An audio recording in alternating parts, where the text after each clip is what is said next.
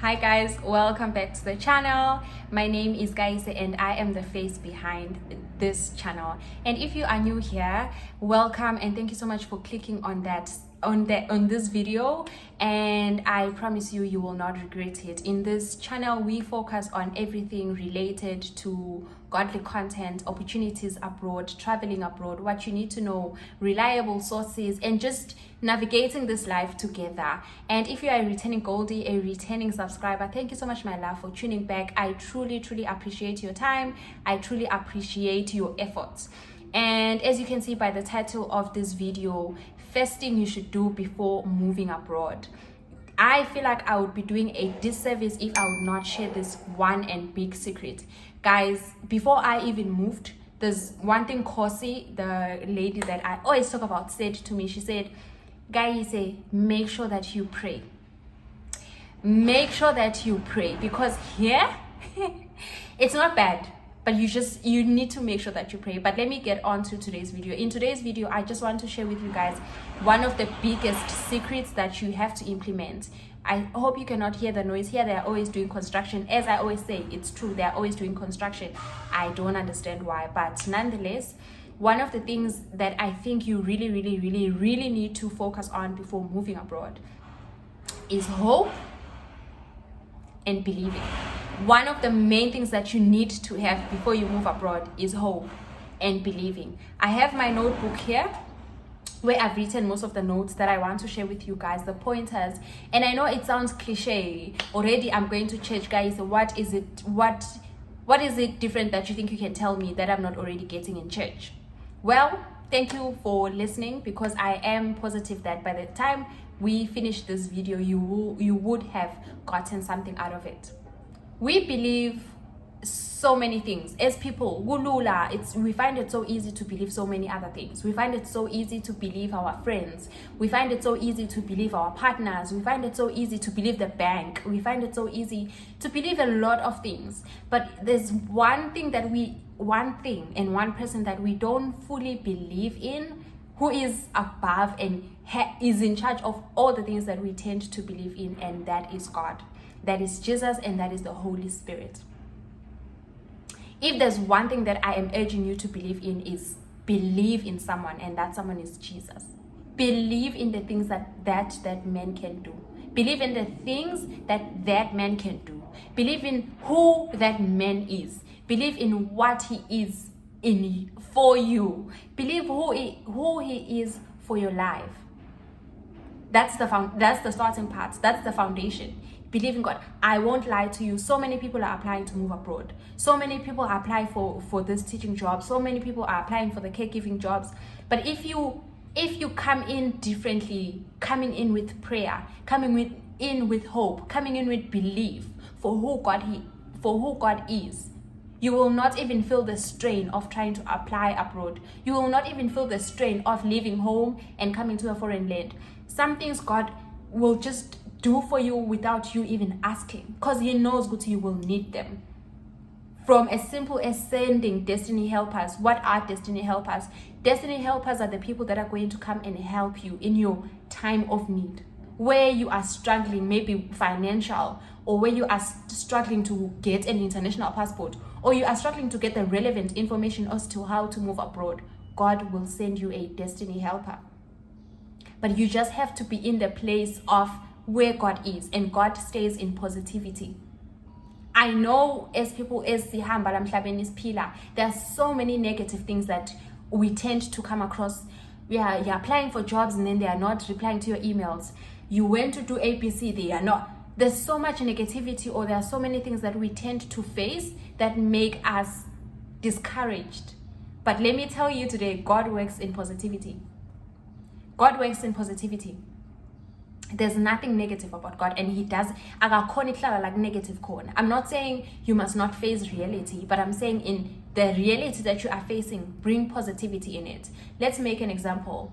I'll make an example of a story in the Bible that I love, which is the story of Abraham and Sarah. And I know when you say, let's make a story of the Bible, people think, how.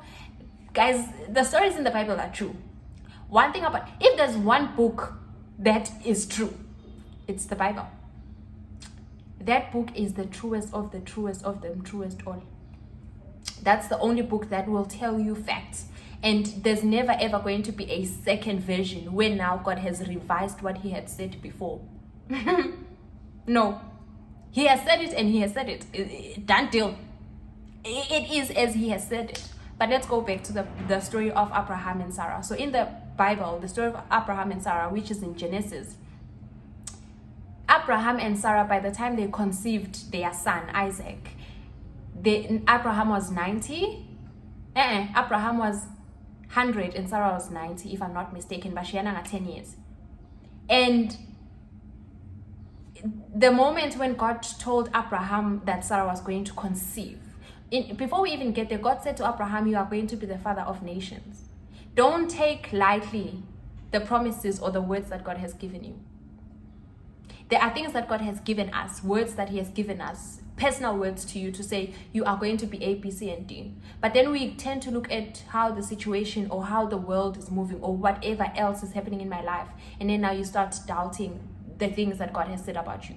Never doubt what God has said about you, because he said it and he has placed in place what you need to get to who he said you are. He would never say you are the future president of A, B, C, and D without equipping you. He would never say you are the future ABC without putting the relevant things that will take you to that position. It's just that you have to take, you have to move the journey. You have to go with it. You have to go with the journey. You have to go with the flow. God is not going to say, okay, you are A, B, C, and D, and then he's going to make you skip all the skip everything else and get to that point. You have to move in the journey. That is why there's a part in the Bible where it says, those who labor in God do not labor in vain. It's in Psalms 124, if I'm not mistaken. I'll write it down. They do not labor in vain. And those that cry in the Lord, they do not cry in vain, because that is who he is. He hears the cry, he hears the sound of his children. But let me not deviate from where I was going. So here with Abraham was in the tent. God had already spoken to him and he said he's going to be father of nations. And he was already, imagine, he was already at 90. He's like, I'm just supposed to be starting the process of me being the father. What's taking long? But he believed and he trusted in God. So there's a part where now Abraham was attending, he's in a tent, and he was talking to God. And God says to him, Sarah, next year this time Sarah will have a son. And Sarah was actually outside, somewhere close near the tent. She was outside the tent when God was saying this to Abraham. So she decided to enter and went to Abraham and laughed and said, my Lord, how would it's impossible. You know, even now, I'm saying, I'm old. I'm old. Like, how can this be possible? It can't. It can't actually. It can't, by science, it cannot happen. By science, it definitely cannot happen. How? Because we know at somewhere around 40, 50, someone is at menopause. When you are at menopause, you can't even conceive. But the menopause, everything else, the body, the human, the woman, the man, it was all created by God. So you can never tell God that he can't, especially about something that he has created, which is everything that is in this world. So here, Sarah laughs, and the Lord, because the Lord is near to his children. He says to Abraham, "Uhlekani, Sarah?" I love that. I love how God is asking. And in most cases, I'm so happy, because in most cases when people in the Bible did not believe the promise that God was giving, sometimes he would punish them. But with Sarah, he decided to answer and ask, "Uhlekani, Sarah?" And he even went on to say, "Kukhona yini lokungamhlula simakazi? Khona lokungamhlula uNkulunkulu?" And the answer is no. Because let me tell you, next year, by the time that God had said Sarah was going to have a son, she had a son. And that is who God is. That is exactly who God is. He cannot say something and then go back against what he has said. That's why he doesn't even have a shadow, because he doesn't look back. Do you understand? He says and it goes. That's just the beauty of it. Whatever he says and it goes. And then I want us to read in the book of Romans 4 verse 18. I've already opened on my side. Here it says, Abraham wakholwa, wethemba, kungekho themba. Do you understand? Kungekho themba. Ngako wase uba nguyise wetive letinyeni. Ngako. How did he come about to be a father of nations? Because he believed. He had faith. Hey. Njengobe umbhalo uthi titukulwane takho tiyawuba ngaka. Kukholwa kwakhe, verse 19. Kukholwa kwakhe akuzange kube buthakathaka. Nome abesa neminyaka lengacishe ibe likhulu asatibonela nje ukuthi umtimba wakhe bese kufanana nekuthi ufile. Nekuthi sitalo sasara sase sifile. Noko akazange asingabade sethembiso saNkulunkulu ngekungasikholwa. Kodwa waqina ekukholweni anika uNkulunkulu luthunga. You can be listening to this word and say, guys, I understand and I hear you saying we must have faith, we must believe, but you don't know the situation I'm in. And I am saying, yes, I don't know the situation you are in, but I am urging you in that situation that you are in, believe God for who He is. Because when you believe, like it's telling us here, Abraham believed. It says, ngako kukholwa kwakhe wabese ubangu. So if you believe God for what you are praying for, and let's not only just go and visit God because now we want A, B, C, and D. Let's try to cultivate a relationship with Him. Cultivate something. Cultivate your own corner. Cultivate something. I'm not saying leave A, B, C, and D and do it. I'm just saying try. All I'm asking for you is for you to just try and create that relationship with God. Try and create that relationship with God where now you are saying, you know what, I'm trying my best.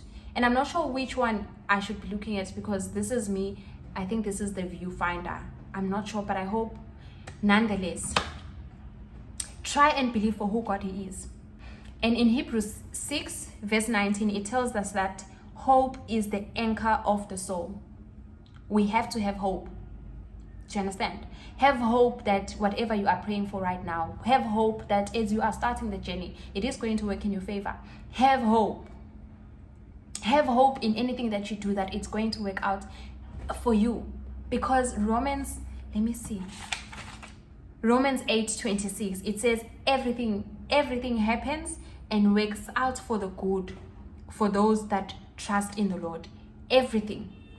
It means even the things that I'm seeing now that are negative in my life, they are working out for my good because I trust in the Lord. Even for you, maybe the job that you had applied for and then they didn't take you, it is working out for your good because that environment would have killed you.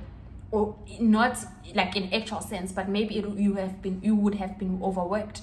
You would be crying. You would be unhappy. And God said, I can't give you that, my child. I need to give you something better. That is why you have to wait on me. Do you understand? So I am here to say, don't ever stop hoping. Even in the situation that you are in now, don't ever stop hoping. And I'm not promising you that everything is going to work out well, everything is going to be beautiful, you will not have challenges, you will not be frustrated. I'm not promising you any of that. But I'm promising you that everything that God is doing is working together for your good. I am promising you that everything that God is doing now, and I love where He says that those that labor in God are not laboring in vain. It means whatever you are doing now for the kingdom, for God, which includes taking time out to go to church and praise the Lord, taking time out to help that helpless child, taking time to give your clothes to those that you see they need, because sometimes we think we can only do a service to God when it's related to money. That's not the case. That is why you will not labor in vain when it comes to the Lord. Expect good things in your life. If you plant a tree, an apple tree, you expect to reap apple fruits.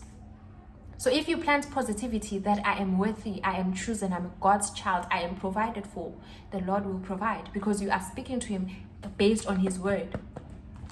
But if you say,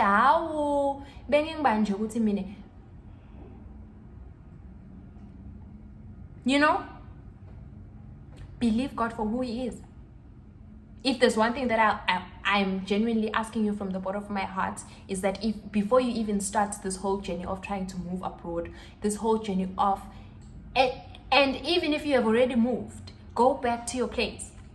Go back to a position where you are saying, God, I am trying my best to get to know you. I am trying my best to find you. We are all trying our best to find the Lord. I'm not even, no. I'm just someone who's actively and seekingly trying to get to know God more. Actively trying to know God for who He is. Actively trying to build a relationship with Him, because that is why I love my community. I love the people that are in my channel, because I feel like we are in this journey together. We are in this journey of trying to find God, trying to find money. You know, the beautiful thing about God is that konke leli sikufunako, le mali, lo mshado, bamvana, ibhizinisi, umsebenzi, He says nasenimukele Kristu, konke lelo kunye nikutfole kanye naye mahala. I'll try and find that verse where He says konke lelo kunye sekuta kanye na Kristu uta mahala, which means now when I have Christ, I have everything else that I would need. So why would I not seek the person first who is going to give me everything else, instead of seeking everything else by my own might? There's one part where I was reminded, Kuti, you know, if God hasn't said to do something, like for example, I sang in a YouTube channel, I decided, no, I want to start a YouTube channel, I sang Zami. It's gonna take me so much energy to try and find content, to try and find a community, to try and find something. I'll use my strength. Yet God said, because He knows if you are walking in His assignment, challenges He has already prepared for you. He has already even prepared you for them, which means when you go through the challenges,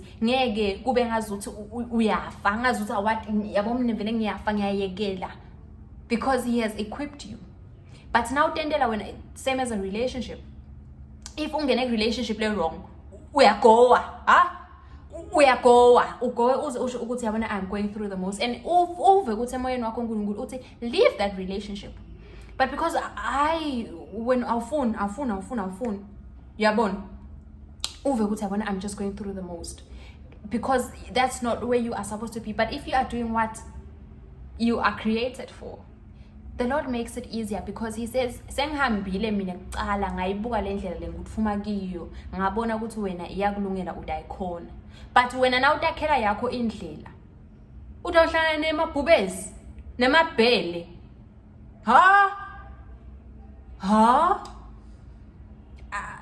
angathi nomuntu awuncoba yini, but nje lengakusho ukuthi ungayithathi le ndlela le letakufrustrate. Do you understand? And if angasuthi ngiyaphuma esihlokweni sami lesithi kuko konke, just believe God for who He is.